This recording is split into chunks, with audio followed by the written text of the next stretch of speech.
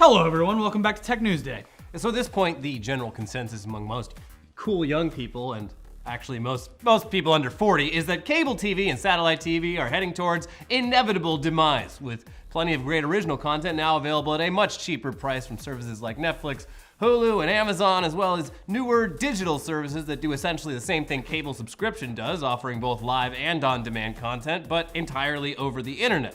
You got your Sling TV, your PlayStation View, and most recently YouTube TV and Hulu TV. Nevertheless, there are some in the old media world who think cable's death isn't inevitable if you just fix all the various problems that have turned people into cord cutters. Well, that's what cable TV startup Layer 3 TV is trying to do, at least. And while what they're pitching does sound pretty damn appealing, the biggest question is whether this is too little too late. Layer 3 was founded by former Motorola exec Jeff Binder and former Comcast exec Dave Fellows, who's basically the guy who invented bundling in the TV broadband industry, and they're hoping to do the seemingly impossible by providing reliable customer service, a streamlined user interface, and a high-quality signal that uses new compression algorithms to deliver clear, HD pictures without dropouts. A simple task. Yeah, just fix all the things that are wrong. And terrible about people are going to be into it. So yeah, basically you make the installation appointment and oh my God, get this. The guy actually shows up on time to do the installation. And the box or boxes that he installs aren't 6-year-old hardware that's good enough. It's all brand new and designed specifically to handle the bandwidth necessary to not just watch your shows, but also somehow DVR up to 8 shows at a time. Because you need it. Some nights you just gotta DVR everything. Some nights there's multiple episodes of Good Eats alongside my favorite food. I'm hungry. Buying and selling homes, all that stuff's on at the same time. All my trash at once. Yes. There's also no contracts, so you can cancel anytime, and they claim there's no hidden fees and that you can get a hold of customer service 24/7. When I saw this, I was like, this seems too good to be true. The price is comparable to cable stuff, but yeah. Maybe not cheap, but not like outrageous either. There's also the user interface, which has historically been one of the most frustrating aspects of pay TV services and the ones that go over the internet, because they seemingly just put no effort into designing and updating it. Sling, I think, is a decent service with a horrible UI. Yeah, the UI is very important. Yeah. So Layer 3's UI is much more similar to stuff like Netflix and Hulu, allowing you to sort through different types of content efficiently, and even set up user profiles that learn your viewing preferences and make suggestions. The box apparently also functions as a portal to your accounts on Netflix, Hulu, Amazon, and YouTube, with those content offerings built right into their UI, appearing alongside the rest of Layer 3's on-demand content. You can even set up a Twitter feed on the side of the screen for live events, which, if it works like it should, would be pretty entertaining for when you're watching stuff like the Oscars basketball and sports. Stuff like that. Yeah. I mean, I'd probably never It's the only time that I sit on Twitter and watch TV cohesively. Yeah.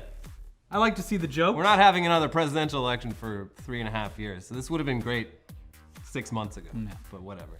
It's all very promising, especially now that it's available here in Los Angeles after debuting previously in Chicago and Washington, D.C., but to be honest, it is facing a very steep uphill battle. For one thing, a lot of people, myself included, have just gotten used to living without a cable TV bundle and are not that inclined to add another $89 onto our monthly entertainment budget. Secondly, the people who this would appeal to the most, older people who like the comfort and simplicity of cable TV. I like the comfort and simplicity. Yeah, they probably are not even gonna know that something like Layer 3 exists unless Layer 3 absolutely spams the market with advertising, which of course costs a lot of money. So, I mean, I really like their approach of, let's just do what cable companies do without all the things cable companies do wrong, but again, maybe too little too late. And it's also like, when you get on the ground floor or something like this, it's usually pretty good, and then as they grow they're gonna become what they hate. Yeah, it's like when Google took off the "Don't be evil" part of their mission statement. Yeah, I mean, I think they have under 1 million customers right now. Very easy to do great customer service when your customer base is that small, but when you're Comcast and you have 50 million customers or more, a little harder. Yeah, especially when you can become a publicly traded company and people want you to perform well and not spend money on making people happy. Yeah, kind of sounds like they just want to get bought, which happens a lot. Hey, whatever. The cable market is very cannibalistic, but yeah, if these guys manage to get bought, good for them. I've given most of them a shot, including Sling and PlayStation View and stuff like that. I might give this one a shot for a month or two since there's no contract. Yeah, they're all perfectly okay. Yeah, but anyways, we're completely out of touch with the kind of tech that the average person is going to spend their hard-earned money on. Case in point, the new Amazon Echo Show. It's the newest member of Amazon's Echo family, which has all the functionality of the original, now with a touchscreen and camera. Ugh. We were never fully on board with this whole home assistant trend, especially with all of the troubling privacy concerns surrounding them. But this new Echo seems like it could be really successful among people who are technologically illiterate and don't realize they already have a machine in their pocket that does everything the Echo does. Also, putting a camera on something that was recently outed as a spy for the CIA doesn't really make me feel any better about it. No. Don't think about it. Now, that's not to say that it isn't pretty cool, though. Jerk off in front of it. Yeah. Yeah, you like that? I mean, as much as I want to hate this thing, I'm like, that is really cool. It's basically the sort of household appliance that futuristic sci-fi has been promising for decades, but it's all there, it's all in one. And depending on how connected your home is, you can control music, lighting, phone calls, video calls, calendars, home security cameras, all that from this tiny fucking thing. And based off the promo video, it is clearly being marketed at busy, overworked families in need of a little assistance who probably should be calling grandma a little more often. And because just let grandma move in. Yeah. She'll take care of all this stuff. Grandma, I'm trying to FaceTime you. I don't know. I don't know why you guys talk to that robot. I'm here. I can put the lights on and off for you. One. And because the Echo ecosystem is not built around apps, apparently it's got fully integrated functions called skills. So it's so dumbed down. It's designed to be incredibly easy to use, even for the most technologically illiterate people out there. A lot of people are very technologically illiterate. And they're very dumb with their money because the Echo Show comes out on June 28th, and it can be pre-ordered for $229. Or you could buy two for $329. Just fill the whole house. A very inexpensive stocking stuffer. Mm-hmm. So it's not cheap, but it's not incredibly bad, I guess. I don't know. I don't see the point. I'd rather buy a fucking Switch. And I know I've said about a bunch of bad things about the Switch, but for that much money? Come on. Anyways, based off the success of the original Echo, there's a good chance that this will sell pretty well regardless. And if that's a good indicator that we're just a few years off from achieving the future that was promised to us in the 1999 Disney Channel original movie Smart House, so be it. Yeah. Who cares? Love that Smart House. I want the old movie with the grandma robot that pours milk out of her finger instead. Have we figured out what movie that was? Nope. Lost in the sands of time. It does exist. You guys know the one where she we pours got our milk out of her best finger. gumshoes on the case. Yeah. All right, anyway, it's time for a quick word from this week's sponsoring advertiser, HostGator. Woo! If you're looking into building your own website, HostGator has all the tools that you need to build it and host it. Their drag and drop website builder and mobile-friendly templates make it easy to create a great-looking website fast. HostGator doesn't cap the amount or size of files directly pertaining to your website, and you can even create as many email addresses and forwards as you need. They've also got 24/7 365 support available to assist you via live chat or email anytime you've got questions. And they give you a nice jump start for advertising with $100 worth of credits in Google AdWords. And if you give it a shot and you're not completely satisfied, simply cancel within 45 days for a full refund. So, for a website you'll love as much as your small business, go to hostgator.com/TechTuesday to sign up. Using that URL will get you 60% off, but hurry because this is a limited time promotion. Discount applies to the first term only, so again, that's hostgator.com/TechTuesday. Back into the news, though, our resident Grandpa Simpson has been yelling at a lot of clouds lately, but those clouds simply refuse to acknowledge him. But is there hope on the horizon? Here's Phil Arrigo to fill you in on the latest tomfuckery coming from the FCC. Welcome to Shrek News Day. I'm Donkey, and let's see what's new in the world of Smash Mouth. There he is, I love him. So with net neutrality on the way out, I'm not the only one making public displays of aggression towards the reps that helped kill it. Fight for the Future, an organization that I've actually donated a couple bucks to, is taking out billboards putting reps on blast. They're putting them on like level 10 blast. Dean Heller, time to open up your flip phone and call your mama because you're famous, boy. Famous for taking over $345,000 from telecoms to help dismantle net neutrality. Ooh, John Rutherford, thank God we got a picture of you while you were bald because you're on a billboard too. Same for Jeff Flake and the belle of the ball who I beat up on a previous Tech News Day, Marsha Blackburn. It took almost $500K to sell us out, Marsha, so at least we know she's a good negotiator. And I remember this guy, Ajit Pai, the new head of the FCC who stomped out net neutrality like 5 minutes after he got sworn in. Well, the group Protect Our Internet remembers Ajit, and they walked through the neighborhood where he lives and put hangers on the doors, putting him on level 10 blast. Maybe this is level 11 blast. This is like personal with your neighbors, but either way, this made me laugh and laugh and laugh. This shame-based protesting is a different tactic than the marches you've been seeing, which seem to be happening a little more frequently since Trump took office. But it's good to see so many people energized by everyone's favorite, snarky, well-spoken know-it-all, John Oliver. John Oliver has a show on HBO, and it does not disappoint, and I'm consistently floored that not only the amount of research that they do, and him and his team and the producers and everybody, but they are so clever with everything they come up with once they have all that intel they've done. So if you haven't watched the show, you should watch that show. This past week, John talked about net neutrality for the second time on the run of his show. 3 years ago, he did a great segment on it and urged viewers to go to the FCC website and leave comments in favor of net neutrality. And so many people commented on the FCC's website that it crashed, so he did good. Since then, the FCC has wised up and created a complicated maze of pull-down menus, search functions, and web hunting you have to do before you can leave a comment. So it's not just go leave a comment. You gotta do this and then go over here and then click that and literally search for this number. So what do the geniuses over at Last Week Tonight do? They registered gofccyourself.com and pointed it to the final page where you leave a comment to cut out all the legwork that the FCC tried to put down. This is a really amazing idea, and unfortunately the FCC website went down again. But the bummer is that it wasn't the sheer volume of angry interneters leaving scathing comments, it was a DDoS attack. In case you don't know what a DDoS attack is, basically hackers, they slam your website with just a ton of fake traffic and your website crashes. Now, that's a way oversimplification of it, but I'm not here to talk about these types of attacks, so if you want to learn more, go take a computer class or something. Now back to the FCC, they claim that their site was shut down and because of some form of attack, and not all the traffic from Last Week Tonight. Now, they might be telling the truth, they might be lying. Either way, doing shit like DDoS attacks to places you don't like do not help the cause if you're trying to stand up to people like the FCC. It just makes you look like a vandal, and the FCC can then get with all their conservative buddies and be like, look what these internet hackers are, and then they watch the movie Hackers. But if you do remember, both Republicans and Democrats got hacked this past election, but Russia. And it's very tough to quickly trace who did these things, except in the case of Russia. So if you ask the part of me that wears a tinfoil hat, an easy way to prevent pro-net neutrality comments from being entered onto your website is to hack it, or pay someone to hack it, or make it a false flag, don't drink the water, iodine, I'm Alex Jones, and take my kids away.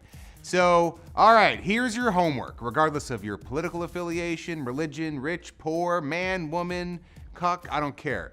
If you like the internet and want it to be free and sort of like this, head over to gofccyourself.com and leave a comment. A constructive comment telling them how fake or cancer they are is not gonna do any good. So like for 5 minutes, put that on pause. And if you wanna see the whole John Oliver segment, which is sort of like what I do here, but much better, you can watch that free, and that will be in the link below. Why are you still, oh, actually you gotta wait for them. But yeah, Shrek fan fiction, huh guys? And moving on to Facebook news, ever since they rolled out live streaming functionality last year, the feature hasn't become synonymous with big brands and big events so much as it's become infamous for being the chosen platform of murderers and people committing suicide. There was, of course, the absolutely heinous murder of that random old man on Easter. There was the incident in January where a mentally disabled guy in Chicago was kidnapped and tortured. There was a live stream of rape, a live stream of a man murdering an 11-month-old baby, and more recently, a live stream of a man in Alabama shooting himself in the head. It seems that with every technological leap forward in connecting the world closer, all we really get is a clearer picture of how fucking terrible the world is. Thanks, Mark. Yeah. And aside from the obvious tragedy of these incidents, having the words Facebook Live pop up in headlines alongside descriptions of absolutely heinous crimes, not good for business. Especially considering how in nearly every case, the videos have remained viewable on Facebook for hours before being taken down. Well, Facebook is now adding 3,000 more staff to its content moderation team, bringing the total number of people in charge of monitoring Facebook Live content to 7,500. Which sounds like a lot of people until you remember that Facebook currently has nearly 2 billion users worldwide. It's also unclear how exactly this content moderation works, but from the sounds of it, people still have to hit the report button to submit a post for review. This additional hiring only serves to make responses to inappropriate content happen slightly more quickly. And according to Mark Zuckerberg, Facebook receives millions of reports each week. Most people just sitting there going, report on their friend that they don't like. Yeah. He's streaming from the Bahamas. The rich fuck reported.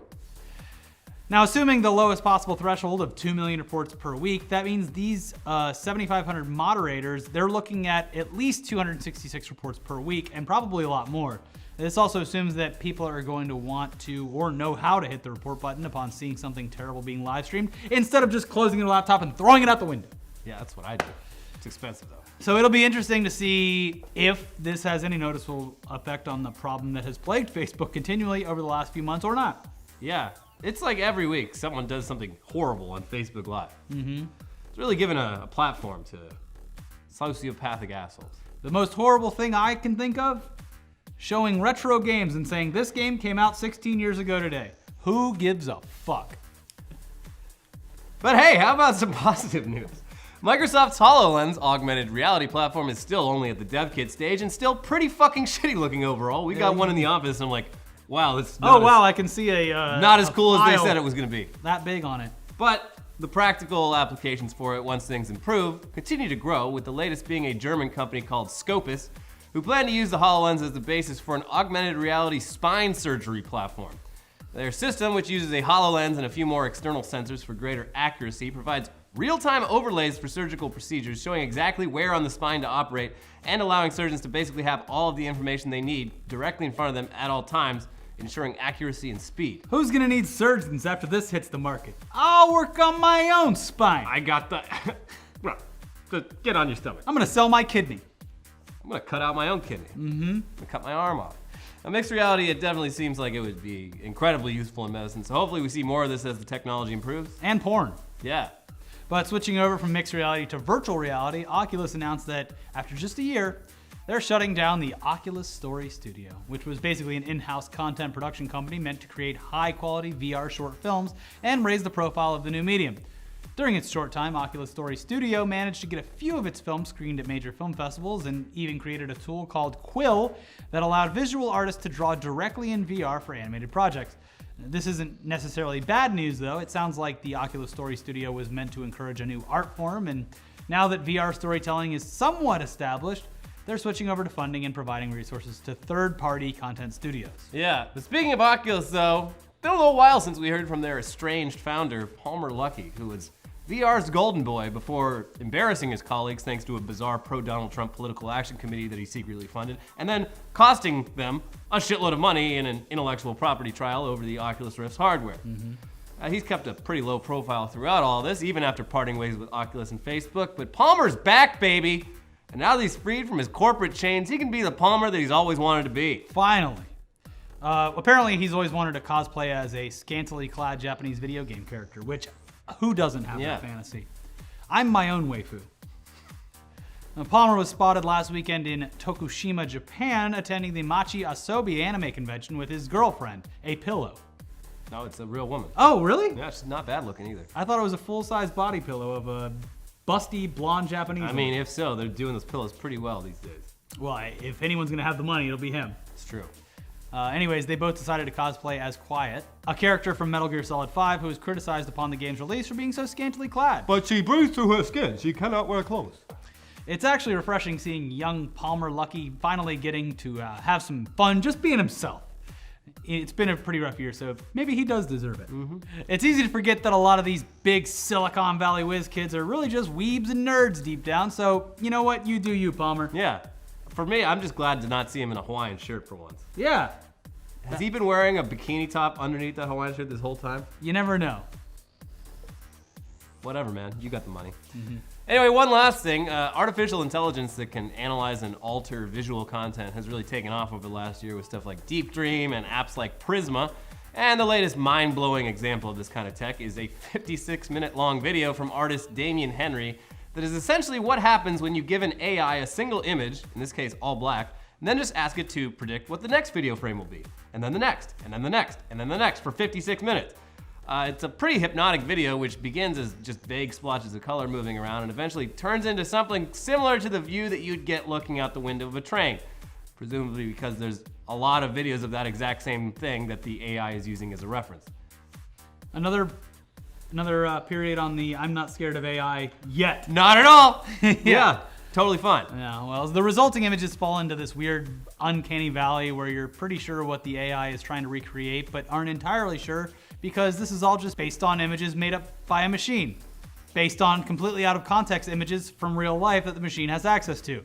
So if you got 56 minutes, maybe light one up and have an existential crisis over what art and beauty even are, man. Or if you watched our previous video about them building a sequel to the Titanic, you can watch a 2.5 hour long video that plays out in real time showing the sinking of the Titanic. Yeah, watch that. It's got some great songs.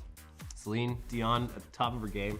Yeah, you slow down Celine Dion 800 times and becomes art. Anyway, that's it for this week's Tech News Day. Thank you again to this week's sponsoring advertiser, HostGator, for advertising on this show. Whether you're a small business or a first-time blogger, HostGator has all the tools you need to build and host your website, all in one place. Their drag-and-drop website builder makes it easy to create a great-looking website fast. And HostGator's 24/7 support is always available to assist you via live chat or email anytime you have a question. So head to HostGator.com/TechTuesday to sign up and get yourself 60% off. But hurry, because this is a limited time promotion. Discount applies to first term only. All right, that's it for this week's show. In case you missed our other episode, we did a whole thing about mattresses. Yeah, the mattress world is really cutthroat. Also, we had the creator and star of Letterkenny on our most recent podcast. It was a real gem. So check that out, and we'll Check see you it all guys out. next time.